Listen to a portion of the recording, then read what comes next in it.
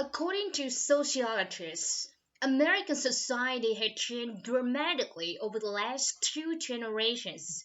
Society showed that we are much less involved in the community than we used to be. And here to discuss what it might mean for our society is sociologist David Lee. Welcome to program. Thank you. First of all, can you summarize the issue for us? Well, as you say, Americans in the United States, they're less invited community than they were in, say, 1960. There's less participation all around. We get together a lot less, even with friends. Can you give us some examples? Well, one statistic that comes up a lot is membership in PTA, the National Parent Teacher Association. In the 1950s, almost half of parents with children under 18 were members of the PTA. They got together, attended meetings, and raised money for children's schools. Well, membership in the PTA went from 50% in the 50s to under 20% in 1995, and that's just one example. The number of people who attend other kinds of public meetings about local affairs, such as, I don't know, improving bus service, the crime in neighborhood has gone down by about 60%.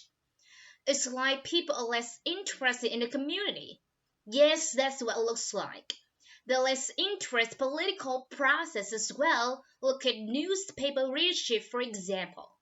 Only about 25% of people aged 14 under read newspaper every day. That's contrast with 80% of older Americans. That's a big difference. It sure is. And what about the number of people that vote? That's down too, isn't it? Yes, voting is a really very basic measure of political participation, and voting is way down. In the turn of century, I mean the last century, so in 1900, about 85% of eligible adults turned out to vote.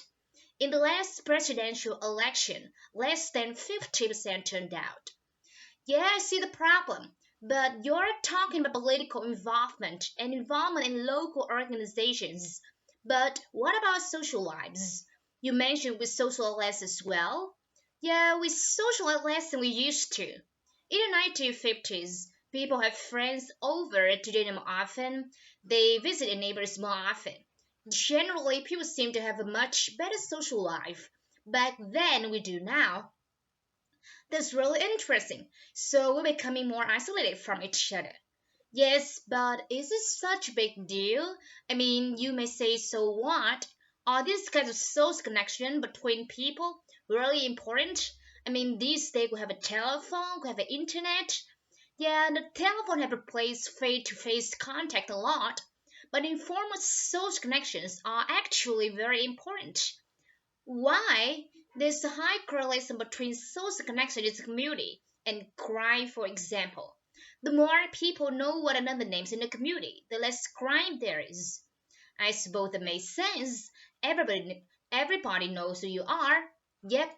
And people live in community without a lot of social connection tend to live longer.